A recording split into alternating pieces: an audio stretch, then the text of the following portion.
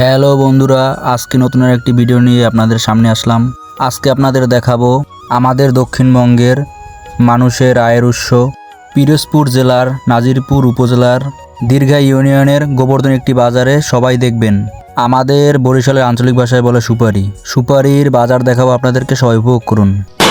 নদীমাতৃক অঞ্চল হওয়ায় দূর দূরান্ত থেকে নৌকা ও ট্রলারে করে সুপারি নিয়ে আসে বাজারে বিক্রি করার জন্য। প্রথম সিজনে যাদের সুপারি পাকে তারা ভালো দাম পায় সুপারিতে। লক্ষ লক্ষ টাকার সুপারি কেনা বেচা হয় এই বাজারে। সুপারি বিক্রি নিয়ে ক্রেতা ও বিক্রেতার মধ্যে হয় দর কষাকষি।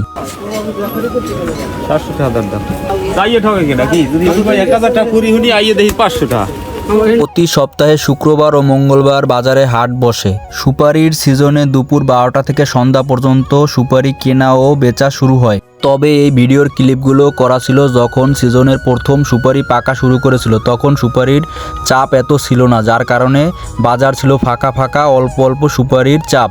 সুপারি সিজনের লাস্টের দিকে এখন, তাই বাজারে ক্রেতা ও বিক্রেতার অনেক চাপ, যার জন্য অনেক সুপারির দাম কম। সুপারির এই সিজনে দূর দূরান্ত থেকে অনেক লোক আসে সুপারি বিক্রি করার জন্য।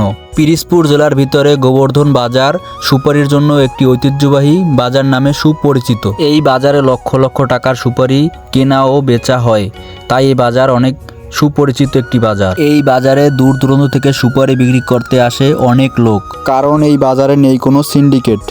তার জন্য বিক্রেতারা পায় ন্যায্য মূল্য সুপারির। যারা এই ভিডিওটি আগ্রহ নিয়ে উপভোগ করেছেন শেষ পর্যন্ত সবাইকে জানাই অনেক অনেক ধন্যবাদ ও ভালোবাসা রইল। এমন সুন্দর সুন্দর ভিডিও দেখতে চাইলে সবাই লাইক, কমেন্ট এবং আমার পেজটিকে ফলো করবেন। সকলকে ধন্যবাদ।